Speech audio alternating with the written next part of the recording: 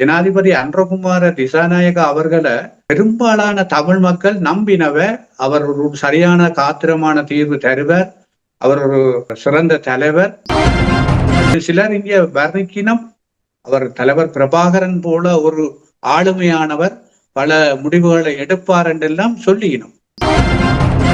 யுஎன்னிலே அவர் ஆற்றின உரைக்கு பிறகு அதிலே பலர் நம்பிக்கை இழந்துட்டோம். ஏனென்று சொன்னால் அவர் அங்க சொன்ன விடியதும் எல்லாம் ஈழத்தமிழர்களை வெகுவா பாதிச்சிட்டு. அவர் சொன்னார், காசாவில அந்த பாதிக்கப்பட்ட மக்கள் அழுகிற குரல் தன்னுடைய காதுக்கு போகும் கேட்டுக்கொண்டிருக்கேன்னு சொல்லி, சொந்த நாட்டில சகோதர இனம் வதைக்கப்பட்டு ஒரு இன அழிப்பு நடந்து கொண்டிருக்கல இராணுவத்துக்கு ஆட்சியத்து கொடுத்த முழு பக்கபலமா இருந்தவர். இனவழிப்பு நடந்த உடனே மே 18 2009 கொழும்பில பாச்சோறு வழங்குறதுல, கேக் வெட்டுறதுல, பட்டாசு கொளுத்துறதுல தீவிரமா இருந்தாக்கள் இவதான். பலஸ்தீனத்தை தாங்கள் தனி நாடாக அங்கீகரிக்கிறதுக்கு ஏற்றுக்கொள்றோம் என்று சொல்லியிருக்கு. இந்த நாட்டில இனப்பிரச்சனை இருக்குது, தீர்க்கணும், அதிகார பயிர் வழங்கணும், மாகாணங்களுக்கு நிதி அதிகாரம் கொடுக்கணும்னு சொல்லி என்றைக்கு முடிவெடுக்கிறாரோ அன்றைக்குத்தான் இந்த நாடு ஸ்ரீலங்கா வறுமையில இருந்தும் ஊழல்ல இருந்தும் நீங்கும்.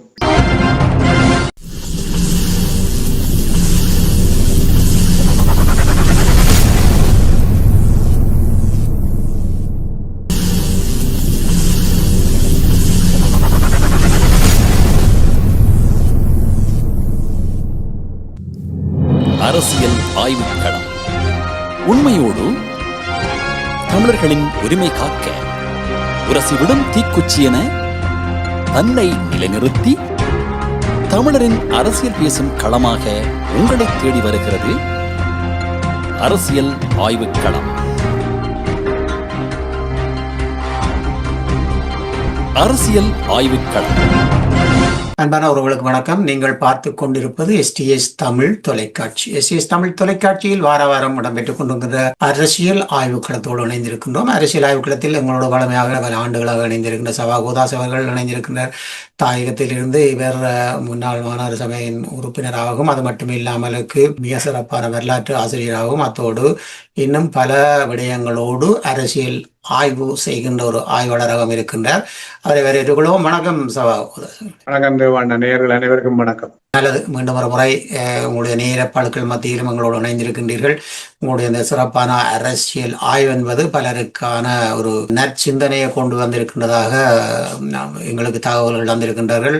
உண்மையிலேயே ஒரு பொது நோக்கோடு, நீங்கள் ஒரு நேரிய நோக்கோடு, தாய உடிவின் நோக்கோடு நீங்கள் பயணித்து இந்த அரசியல் ஆய்வுக்களத்தில் கலந்து எங்களோட சிறப்பித்து இவ்வளவு ஆண்டும் இருப்பதையிட்டு உங்களுக்கும் நன்றிகளை கூறிக்கொண்டு, இன்றைய இந்த வார நிகழ்வுகள் பற்றிய உங்களுடைய தகவலோடு நாங்கள் அரசியல் ஆய்வுக்களத்தின் மேலதிக பதிவுகளுக்குள் செல்வோம். தாயகத்தை பொறுத்தவரையில் தாயகத்தில் தியாக தீபம் திலீபனுடைய 38வது ஆண்டு நினைவேந்தல் நிகழ்வு தாயகம் முழுவதும் வெகு சிறப்பாக மக்களால் அனுஷ்டிக்கப்பட்டிருக்கிறது. குறிப்பாக தியாக தீபம் திலீபன் அவர்கள் அந்த நல்லூர் வீதியில் தன்னுடைய அந்த உண்ணாவிரதத்தை ஆரம்பித்து அந்த வீரச்சாவை தழுவிக்கொண்ட அந்த இடத்தில் இம்முறை மக்கள் கூடி அந்த சிறப்பாக அந்த நிகழ்வை செய்திருப்பதை நாங்கள் காணக்கூடியதாக இருந்திருக்கிறது. அதே நேரம் இலங்கை அரசாங்கத்தினுடைய ஜனாதிபதி அன்றகுமார திசாநாயக்கா அவர்கள் ஐக்கிய நாடுகள் சபையினுடைய பொதுச்சபை கூட்டம் 80வது கூட்டத்தொடரில் ஆற்றிய உரை தொடர்பாக பல்வேறு விமர்சனங்கள் தமிழ் மக்கள் மத்தியில் எழுந்திருக்கிறது. அதே போல புலம்பெயர்ந்த தேசத்திலும் அது தொடர்பான விமர்சனங்கள் இருந்து கொண்டிருக்கிறது. அவ்வாறான சூழலில் தாயகத்தை தாண்டி தென்னிலங்கையை பொறுத்தவரையில் இன்று மிக பெரிய பூதாகாரமாக இறுதி வாரத்தில் பிடிபட்டிருக்கிற இந்த ஐஸ் போதை என்று சொல்லப்படுகிற போதை, குறிப்பாக முன்னாள் ஜனாதிபதி மஹிந்த ராஜபக்சவின் சொந்த ஊரான தங்காலையில் ஒரு ஆச்சரியத்தை ஊட்டுகிற வகையில் அந்த சம்பவம் அங்கு வெளிப்படுத்தப்பட்டிருக்கிறது. ஆகவே இப்படியான பல விடயங்களுடன் பாராளுமன்றத்திலும் பல்வேறு வாத பிரதிவாதங்கள் இடம்பெற்று கொண்டு வருவதை காணக்கூடியதாக இருக்கிறது. அது மாத்திரமல்ல, இந்த உயிர்த்த ஞாயிறு விவகாரத்தில் அன்றைய காலகட்ட பரப்பில் கிழக்கு மாகாண கட்டளை தளபதியாக இருந்த அனுர ஜெயசேகர் அவர்தான் தற்போது அனுரகுமாரவினுடைய அரசாங்கத்தில் பிரதி பாதுகாப்பு அமைச்சராக இருக்கிறார். அவருக்கு எதிராக அந்த ஈஸ்டர் குண்டு தாக்குதல் தொடர்பில் ஒரு பிரேரணை ஒன்றை எதிர்கட்சிகள் கொண்டு வந்திருந்தது. ஆனால் அந்த பிரேரணையை சபாநாயகர் எடுக்க மறுத்திருக்கிறார். அது மாத்திரமல்ல, அனுரகுமாரவினுடைய அரசாங்கத்திலும் 6 அமைச்சர்கள் நிதி விவகாரத்தில் மோசடியான முறையில் நிதிகளை பெற்றிருக்கிறார்கள் அல்லது அது தொடர்பான ஆதாரங்கள் கிடைத்திருப்பதாக எதிர்கட்சிகள் குற்றஞ்சாட்டி கொண்டிருக்கின்றன. அதைவிட அவர்களுக்கான நீதிமன்றத்தில் பலர் வழக்குகளை பதிவு செய்தும் நீதிமன்றம் அவர்கள் தொடர்பாக அரசாங்கத்திடம் விளக்கம் கேட்டும் அரசாங்கம் இதுவரை விளக்கம் எதுவும் சொல்லாமல் இருக்கின்ற ஒரு நிலவரமும், அதே நேரம் அமைச்சர்களுக்கு நீதிமன்றத்துக்கு வருமாறு ஓர்டர் போட்ட நீதிபதிகளை தென்னிலங்கையில் மாற்றம் செய்திருப்பதாகவும் செய்திகள் வந்து கொண்டிருக்கின்றன. தியாகி திலீபன் அவர்களின் நினைவேந்தலில் பலர் கலந்து கொண்டிருந்தாலும் முன்பு நாங்கள் பேசியது போல அரசு தரப்பிலிருந்து கலந்து கொண்டவர்கள் பற்றிய தகவலை சென்ற அரசியல் ஆய்வுகளத்தில் பேசியிருந்தோம். ஆனாலும் ஒரு நல்ல சமர்ச்சியாக நாங்கள் பார்க்கக்கூடியதாக இருக்கின்றது. இந்த ஆண்டு சுமந்திரன் அவர்களும் தியாகி திலீபனை அஞ்சலி செய்ததாக நாங்கள் பழமையாக பேசிக்கொள்வது போல இந்த இணைவின் பலம் என்பது ஒரு சிறப்பு என்ற ஒரு விடயத்தை நாங்கள் அடிக்கிறதுக்காக கூறி நீங்கள் நான் கதைத்துக் கொள்வோம். அந்த வகையிலே இவர் சென்றதை பற்றிய தகவல்கள் மக்களிடையே என்ன நன்மை பகிர்கின்றதா அல்லது வேறு திசை நோக்கி உரையாடப்படுகின்றதா? மக்கள் மத்தியில் இவர்கள் ஒரு வேடதாரிகள் என்ற வகையில் தான் பெரும்பாலும் பேசப்படுகிறது.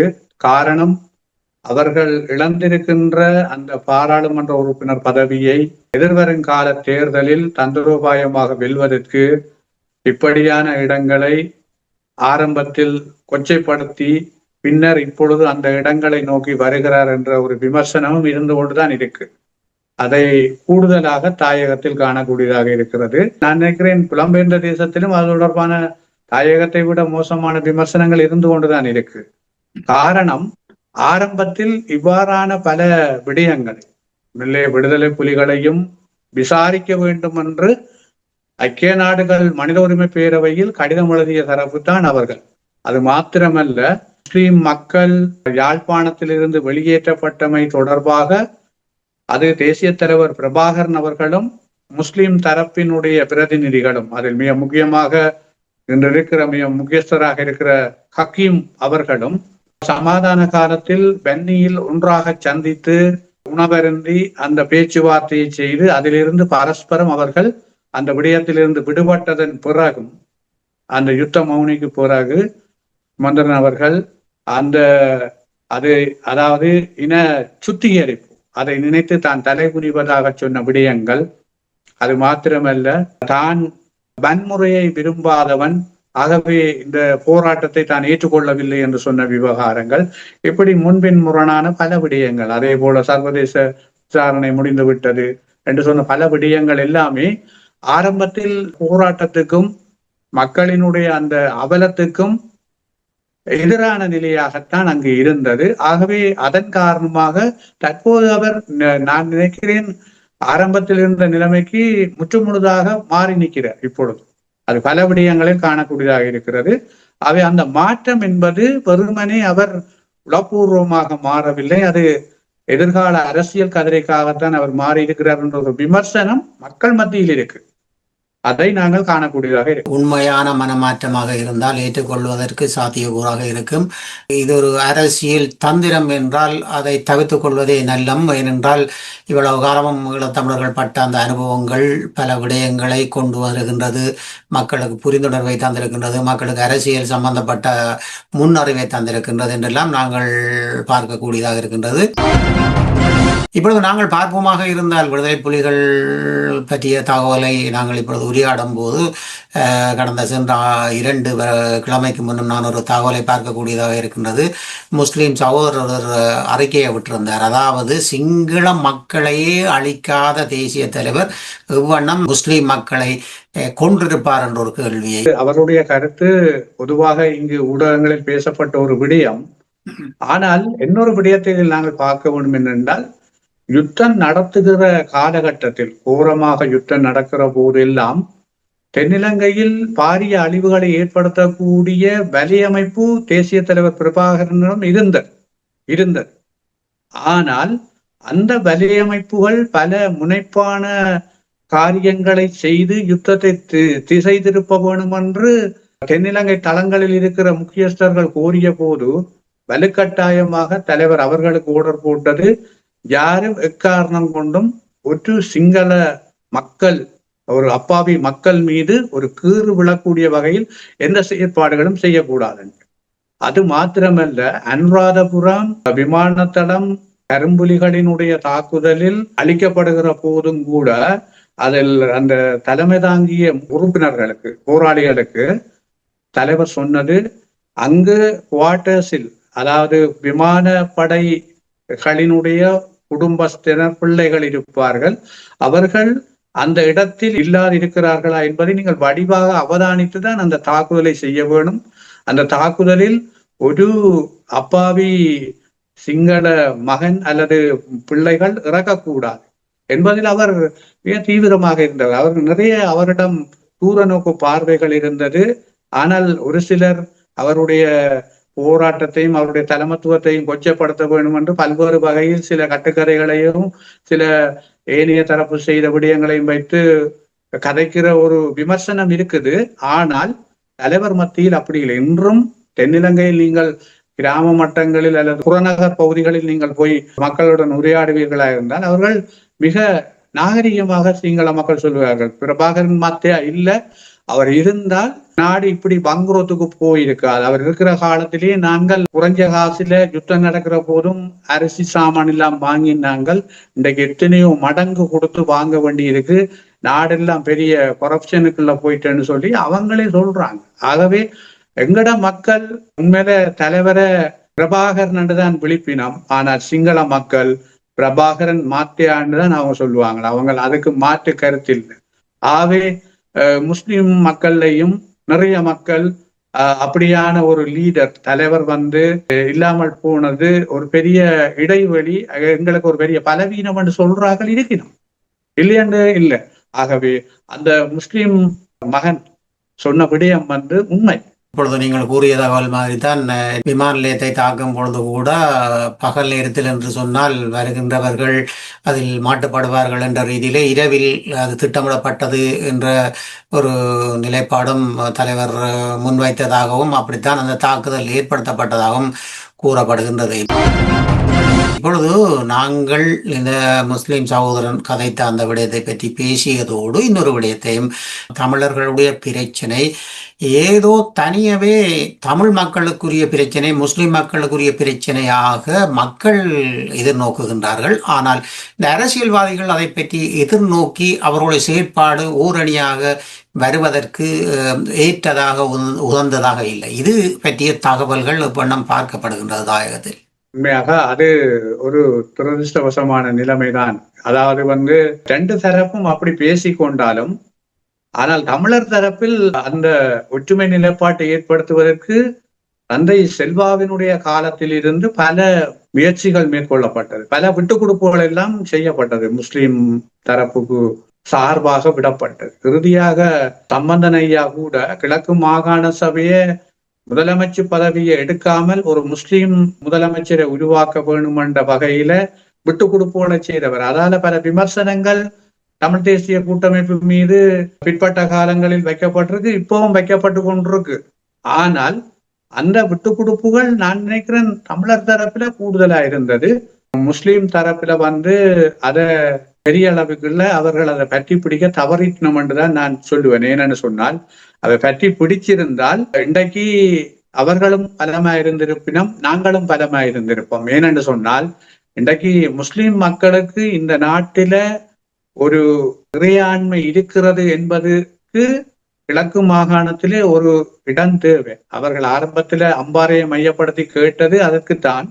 அந்த விடயத்தின் அடிப்படையில் அவர்கள் பிற்பட்ட காலங்கள் அதை மேம்படுத்தி செய்திருந்தால் நான் நினைக்கிறேன் இந்த விடுதலை போராட்டமும் பின்னோக்கி போறதுக்கான வாய்ப்புகள் இருந்திருக்காது. ஆனால் அந்த காலம் கடந்து மௌனிக்கப்பட்ட பிறகும் யுத்தம் மௌனிக்கப்பட்ட பிறகும் அவர்கள் அப்படியே ஒரு நிலைக்கு வர தவறிட்டோம். ஆனால் இப்ப அது வரக்கூடிய சூழல் எதிர்காலத்துல மிக குறைவாத்தான் இருக்கு. ஏன்னு சொன்னால் அவர்கள தரப்பிலையும் பாராளுமன்ற ஆசனங்கள் தேர்தல் என்ற விடயத்தை வச்சு கொண்டு அவர்களும் உள்ளார்ந்தமாக தமிழ் சிங்கள விரோத இனவாத போக்கு வந்து அங்கே மேம்படுத்துகிறார்கள். அந்த மேம்படுத்துறதன் காரணமாக ஒரு ஆபத்தான நிலைக்கு தான் போய் கொண்டிருக்கும். இந்த விடயத்துல முஸ்லிம் அரசியல் கட்சி தலைவர்கள் அவர்கள் ஒரு நியாயபூர்வமான முடிவுக்கு வர வேண்டும். வந்து தமிழ் மக்களோட இணைஞ்சு வடக்கு கிழக்குக்குள்ள அவர்கள் ஒரு பலமான சக்தியா இருந்தால்தான் எதிர்காலத்துல வடக்கு கிழக்க தமிழ் பேசும் மக்களினுடைய பிரதேசங்களாக வச்சிருக்க முடியும். இல்லையென்றால்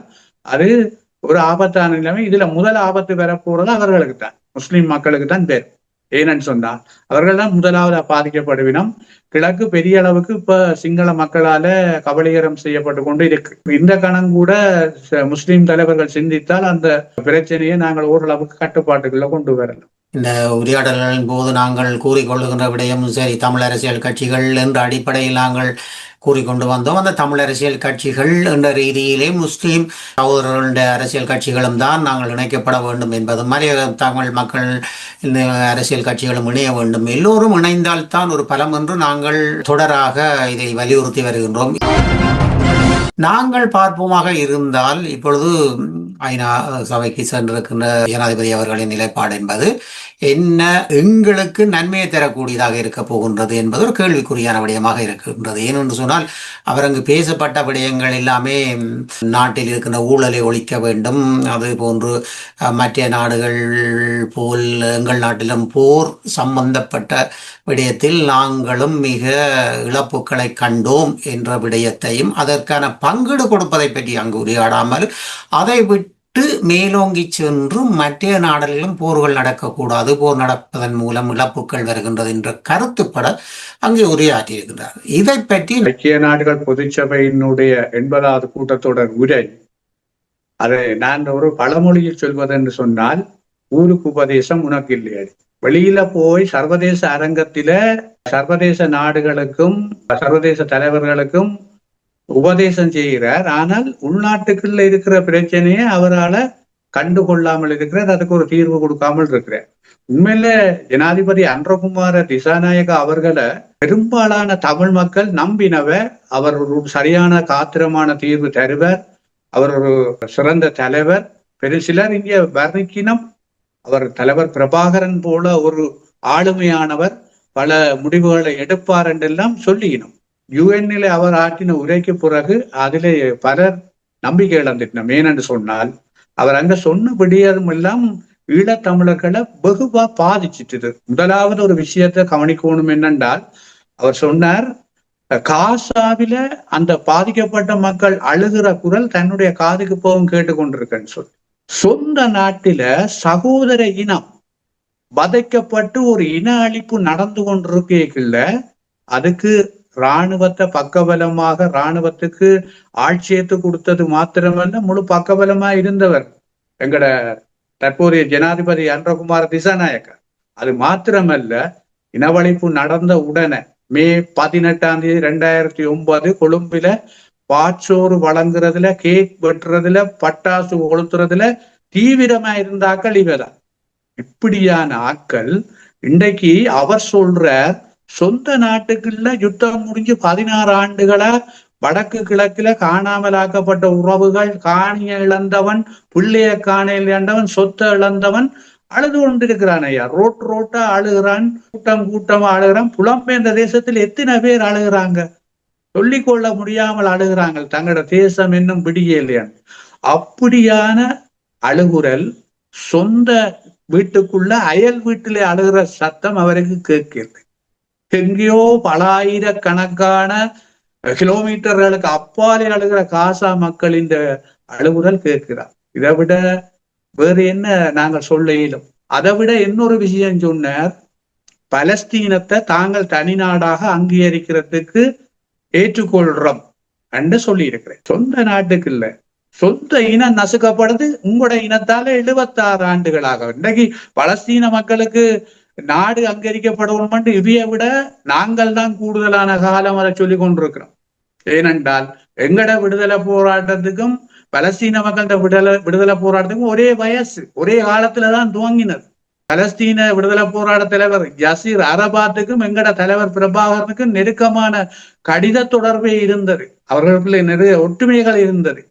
ஆகவே அப்படியான ஒரு போராட்டத்துக்கு நாங்கள் இன்றைக்கு நேற்றில் அந்த காலத்தில இருந்து மிக பலமாக இருந்தவங்க பலஸ்தீனத்தில் எத்தனை எங்கட போராளிகள் பயிற்சி எடுத்திருக்கிறாங்களா அந்த காலத்துல போய். ஆகவே அப்படியான நாடு ஒரு தனிநாடு அங்கீகாரம் பெறுதாண்டா அது ஈழத்தமிழன் ஒவ்வொருவரும் மனப்பூர்வமாக ஏற்றுக்கொள்ளுவார். அதுக்கு அங்கீகாரம் கொடுக்க முயற்சிக்கிறவர் சொந்த மக்கள், சொந்த சகோதர இனம் கேட்குது. இவ தனிநாட்டை விட்டுட்ட, நாங்கள் தனிநாடு ஆரம்பிப்ப கதைக்கு இல்லை, அதிகார பகிர்வை கேட்கிறோம். இன்றைக்கு ஆட்சிக்கு வந்து 1 வருஷம் ஆச்சு. எங்கேயாலும் ஒரு மூல முடுக்குல எங்கேயாலும் சொல்லி இருக்கிறாரா தமிழ் மக்களுக்கு அதிகார பகிர்வு கொடுக்க வேணும், நியாயபூர்வமான விஷயத்தை ஏற்றுக்கொள்ளணும்? இத்தவரை சொல்லலே. இதுதான் கவலை. மற்ற விஷயங்களை விடுங்கோ, வறுமை ஊழல் அதை பற்றி எல்லாம் அவரை எங்க இருந்தாலும் அட்வைஸ் எடுக்கட்டும், அதை சொல்லட்டும், அதை பற்றி எங்களுக்கு பிரச்சனை இல்லை. இந்த 2 விடயத்திலையும் நாங்கள் பெரிய அளவில் பாதிக்கப்பட்டிருக்கோம். இன்றைக்கும் தமிழ் மக்களின் மனங்கள் அழுது கொண்டுதானே இருக்கு, வெளியில தெரியாது. ஒவ்வொரு தமிழன் மனதுக்குள்ளேயும் கண்ணீர் வடிஞ்ச ஒன்றுதான் இருக்கு. அதையே புரிஞ்சு கொள்ளாத தலைவர் எப்படி இந்த நாட்டை முன்னுக்கு கொண்டு செல்ல போறார்? ஐநாவில் மட்டும் போய் பேசினா சரியா? இன்னைக்கு ரம் என்ன சொல்றார்? ஐநாவால் இன்னும் முடிவெடுக்கலான்னு ரம்மே சொல்றார். இவர் ஐநாவில் போய் அதுவும் உலக நாடுகளையே திண்டு விழுங்கக்கூடிய நாட்டு தலைவர்களுக்கு இவர் அட்வைஸ் பண்றார். இவற்றை அட்வைஸ அவங்க கேட்கிறாங்கன்னு சொன்னால் யார் ஏமாற்றுறார்? இந்த நாடு முன்னேறதுக்கு அன்றகுமார அவருக்கு நல்ல சந்தர்ப்பம் கிடைச்சிருக்கு. நான் ஒன்று சொல்றேன், இந்த STS தொலைக்காட்சியில சொல்றேன், அவர் இந்த நாட்டை முன்னேற்ற வேணும், இந்த நாட்டில வறுமையை இல்லாத ஒழிக்கணும், ஊழல் இல்லாம செய்ய வேணும், இந்த நாட்டை பொருளாதார நோக்கத்துல முன்னேற்ற வேணும்னு சொன்னால் அவர் ஒரு முடிவு எடுக்கணும். இந்த நாட்டில இனப்பிரச்சனை இருக்குது, அந்த பிரச்சனை உடனே தீர்க்கணும், அரசியலமைப்பு ரீதியா தீர்க்கணும், அதுக்கு அதிகார பகிர்வு வழங்கணும், ஒவ்வொரு மாகாணங்களுக்கு நிதி அதிகாரம் கொடுக்கணும்னு சொல்லி என்றைக்கு முடிவெடுக்கிறாரோ அன்றைக்குத்தான் இந்த நாடு ஸ்ரீலங்கா வறுமையில இருந்தும் ஊழல்ல இருந்தும் நீங்கும். இல்லையன்னு சொன்னா அது இவியல் என்னதான் தலையால மண் கிண்டினாலும் அது நடக்க போறதில்லை. ஏனென்றால் இந்த நாட்டில ஊழலும் வறுமையும் ஒரு கேன்சர், புற்றுநோய் மாதிரி வந்துட்டு. இவையால ஒரு காலமும் நிவர்த்தி செய்ய இயலாது. அதை விட பொருளாதாரம் மிகப்பெரிய புற்றுநோயாக இருக்கு. இன்றைக்கா நாளைக்காண்டுதான் இருக்கு.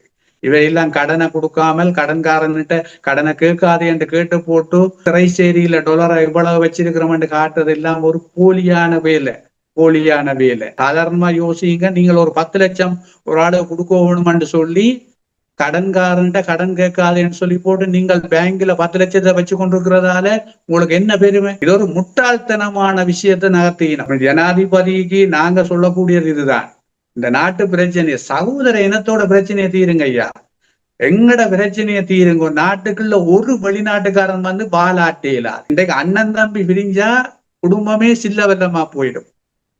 அண்ணன் தம்பி பலமா இருந்தா அயல் வீட்டுக்காரன் வாலாட்டேலாது, மூச்சு விடையலா. அத மாதிரி எங்கட நாட்டுக்குள்ள இருக்கிற எங்கட சக இனத்தை இன்னைக்கு நாங்க சிங்கள மக்களை மதிக்கிறோம். எங்கட விடுதலை போராட்டமும் சிங்கள மக்களை மதிச்சது. சிங்கள மக்களின் ஒரு அங்குலம் உரிமையை கூட எடுக்க கூடாதுன்னு தலைவன் ஒவ்வொரு நேரமும் சிந்திச்சு கொண்டிருந்தவன், ஒவ்வொரு போராளிக்கும் சொல்லி கொண்டிருந்தவன். அவை அப்படியான ஒரு நாட்டில இப்படி இவர் பேசியது கதைச்சது எல்லாம் வந்து ஈழத்தமிழன் ஒவ்வொருத்தனுக்கும் இது பாரிய அளவில் வேதனையான ஒரு விஷயமா தான் இருந்து கொண்டிருக்கு. இங்கே நாங்கள் பார்க்கக்கூடியதாக இருக்கின்றது, இந்த புத்த சாசனம் என்ற அடிப்படையில் இவர்களின் செயற்பாடுகள் போவதன் மூலம் இந்த புத்த விகாராதிபதிகள் உண்மையிலேயே இவர்கள் புத்தரின் பாதையில் செல்பவர்களாக இருந்தால் இவர்களே இந்த வருகின்ற அரசுகளுக்கு போதிக்கலாம். இவர்களுக்கு, அதாவது தமிழர்களுக்கும் சம உரிமை வழங்குங்கள் கொள்ளுங்கள் சொல்லி. இப்பொழுது அமெரிக்காவில் கூட அங்கே ஒன்று கூடல் இடம்பெற்றிருக்கின்றது. அதில் கூட புத்த விகாராதிபதிகள் பலர் இணைந்திருந்தார்கள். இது தாயகத்தில் மட்டுமல்ல, புலம்பெயர் நாட்டிலும் இவர்கள் இந்த கருத்தை முன்வைத்து ஒரு சமத்துவத்துக்கு, அங்கே இவர்களின் ஆளுமைதான், அரசிக்கு ஆர் வந்தாலும் இவர்களின் ஆளுமைதான் முக்கியத்துவமாக இருக்கின்றது. அப்படி இருக்கும்போது இவர்கள் அதற்கான ஒரு முன் ஏற்பாட்டை செய்பவர்கள் மாதிரியும் இல்லையே. இவர்களை கொண்டு வந்தது கடும்போக்கு சிங்கள குழுதான் இவர்களை ஆட்சிக்கு கொண்டு வந்தது. கோட்டாபய ராஜபக்சவை ஜனாதிபதி ஆக்கியது வியட்கம என்கிற ஒரு குழு, அவர் கல்வி கற்றவர்கள், அது புத்திஜீவிகள் என்று சொல்லப்படுது. அவியல் கடும் சிங்கள போக்காளர்கள், அவர்கள் தான் ஆட்சியை கொண்டு வந்தவர்.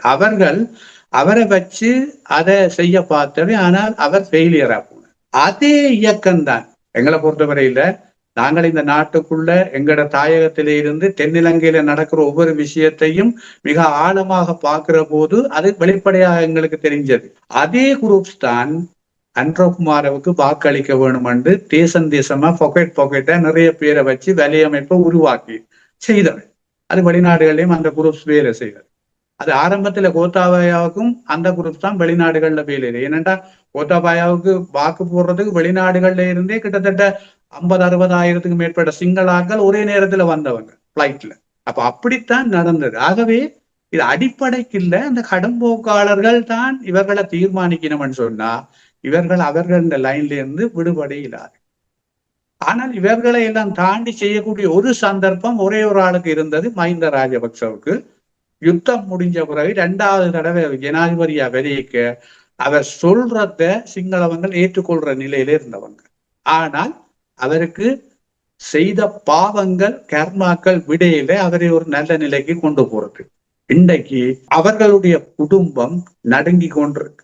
என்ன நடக்க போகுது, அடுத்து என்ன நடக்கும் என்ற விஷயத்துல நடுங்கி கொண்டிருக்கணும். இதை விட பெரும் நாடுகள்கிட்ட காலில் விழுந்து உதவி கேட்கணும். நீங்கள் எங்களை அரெஸ்ட் பண்ணக்கூடாதுன்னு வைக்க சொல்லுங்க. அன்றகுமார திசாநாயக்கா இனி ஒரு ஆட்சி கதிரைக்கு நான் போகையில என்று சொல்லி கொண்டிருக்கிறார். அது உள்ளார்ந்தமா சொல்றார் என்றால், அல்லது இந்த நாடு ஒரு நிலையான சமாதானத்துக்கு போகணும்னு அவர் நினைச்சா, ஏன்னா அவையலும் 1000 தூக்கி போராடினவ, அவையல் 1000 தூக்கி சொந்த அரசாங்கத்தாலேயே அவை அழிக்கப்பட்டவை பெரும்பாலான ஆட்கள். அப்படி பாதிக்கப்பட்டவ ஒரு முடிவுக்கு வரணும். அவர் பெரும்பான்மை இருக்கு, பார்லிமெண்ட்ல 189 பேரை வச்சிருக்கிறார். நினைச்சால் அவர் பல மாற்றங்களை ஏற்படுத்தலாம்.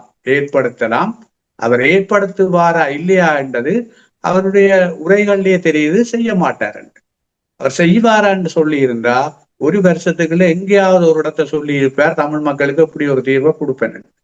இத்தவரை அவர் சொல்லாமல் இருக்கிறதுக்கே காரணம் அதுதான். ஆகவே இவர்கள் ஒரு வித்தியாசமான முறையில நகர்த்தப்படினம். தாங்கள் எளிமையானவர்கள், ஊழலற்றவர்கள், தாங்கள் இனவாதமற்றவர்கள் என்ற விஷயத்தை வெளியில சொல்லி கொண்டு எங்களை மக்களையும் மாற்ற முயற்சிக்கணும். ஆனால் இவன் ஆழ் மனதில இனவாதம் இருக்கு. இவர்கள் இனவாதம் இல்லை என்று சொன்னால் நம்புறதுக்கு வரலாறு தெரியாதவன் நம்பலாம், வரலாறு தெரிஞ்சவன் நம்பவே மாட்டான். ஒரு பழமொழி இருக்கு, தொட்டிலில் பழக்கம் சுடுகாடு மட்டுமன். இவர்கள் தொட்டில் இல்ல, தொட்டில தாண்டி கல்யாணம் செய்யும் வரையும் இனவாதத்துல வளர்ந்து இப்ப 1 வருஷமா தான் இவ இனவாதம் இல்லைன்னு சொல்லிக்கணும். அவ்வளவு காலம் இனவாதத்துல அவ வளர்ந்தது. இனவாதத்தை தான் வச்சு இன்றைக்கு அன்றகுமார 95ஆம் ஆண்டு அரசியலுக்கு வாரார். 95ஆம் ஆண்டு அரசியலுக்கு வந்ததுல இருந்து முதலாவது செய்த வேலை என்ன? சந்திரிகா அரசாங்கத்தோட சேர்ந்து புலிகளோட சமாதானம் ஒப்பந்தம் செய்ததை எதிர்த்து அவர் போராடினது. அதுல இருந்து வாபஸ் பெறுவோம்னு சொல்லி அவர் ஊர்வலங்கள் போனது, அதுக்கு எதிராக போராடினது. அது மாத்திரமல்ல, சுனாமி பொது கட்டமைப்பு வருகிற போது சந்திரிகாவோட சேர்ந்து அதை முதல்ல கொடுக்கக்கூடாது தமிழர்களுக்குன்னு சொல்லி இனவாத ரீதியா செயற்பட்டது இதே அன்றகுமார தான். அது மாத்திரமல்ல, 2005ஆம் ஆண்டு ஐக்கிய நாடுகள் பொதுச் செயலாளர் கோபி அனன் இலங்கைக்கு வடகிழக்கு விசிட் பண்ணி பார்க்க வேணும்னு சொல்லிக்க அவர் போகக்கூடாது முதல் நின்று போராடினது அன்றகுமார். அதை விட வடக்கு கிழக்கு பின்னால பிரிப்பு, இறுதி யுத்தம், இப்படி பல விஷயங்கள். ஏன் இறுதி வரை, அதாவது நல்லாட்சி அரசாங்க காலத்துல கூட ஆக்கப்பூர்வமான செயற்பாடுகளை செய்ய விடாமல் இனவாத ரீதியாக தடுத்ததெல்லாம் அவதான். அவ இப்ப நின்று கொண்டு இப்படியான வேஷம் போடுறதெல்லாம் எங்களை ஏமாற்ற முயற்சிக்கணும். என்பிபி இது தேசிய மக்கள் சக்தி என்று மாறின மாதிரி அவர்கள் இப்ப இனவாதம் இல்லைன்னு சொல்லி, இனவாதம் இல்லை என்று சொன்னால் அரசியல் தீர்வை சரியான முறையில அவர்கள் எப்படி வைப்போம்ன்றதை துணிச்சலா சொல்லி இருப்போம். அது சொல்லாமல் இருப்பதென்ற சூட்சுமமே அதில் பல உள்ளார்ந்தமான இனவாத நோக்கங்கள் இருக்கு. உண்மை, நீங்கள் கூறுவது உண்மை. நாங்கள் அனுபவ ரீதியாக அனுபவித்த விடயங்கள், அதற்கான ஒரு பிராட்சித்தத்தை அவர்கள் செய்வதாக இல்லை. நாங்களும் மிக நெடுங்காலமாக இதை கேட்டு வருகின்றோம், பெற ஆசைப்படுகின்றோம், நாங்களும் சுதந்திரமாக வாழ நினைக்கின்றோம் என்பதுதான் உண்மையான விடயம். அந்த வகையில் இன்றைய அரசியல் ஆய்வுக்களத்தில் நீங்கள் உங்களுடைய வேலைப்பளுக்கள் மத்தியிலும் இன்றைய அரசியல் ஆய்வுகளத்தில் தாயகத்தில் இருந்து கலந்து கொண்டமைக்கு நன்றிகளை கூறிக்கொள்கிறோம் சபாகோதாஸ் அவர்களே. நன்றி தேவாண்ணா. நேர்கள் அனைவருக்கும் நன்றி. நல்ல உறவுகளை இதுவரை நீங்கள் பார்த்தது அரசியல் ஆய்வுக்களம். அரசியல் ஆய்வுக்களத்தில் எங்களோடு இணைந்திருந்தவர் தாயகத்தில் இருந்து சபா கோதாஸ் அவர்கள். இவர் முன்னாள் மாநகர சபையின் உறுப்பினராகவும் அது மட்டுமல்லாது ஒரு வரலாற்று ஆசிரியராகவும் அத்தோடு அரசியல் ஆய்வாளராகவும் இன்னும் பல பொது விடயங்களை சிறப்பாக செய்து வருவதாகவும் அது மட்டுமல்லாமல் உணர்வுபூர்வமாக பொது சிந்தனையில் அரசியல் ஆய்வுக்களத்தில் எங்களுக்கு மக்களுக்கு தேவை என்ன என்பதை எடுத்துரைக்கின்ற ஒரு சிறப்பானவராகவும் இருக்கின்றார். அவரை இன்று அரசியல் ஆய்வுக்களத்தில் இணைத்துக் கொண்டோம். அடுத்த அரசியல் ஆய்வுக்களத்தில் அடுத்த வாரம் இணைந்து கொள்ளும் வரை உங்களுக்கு விடைபெறுகிறோம். நன்றி, வணக்கம்.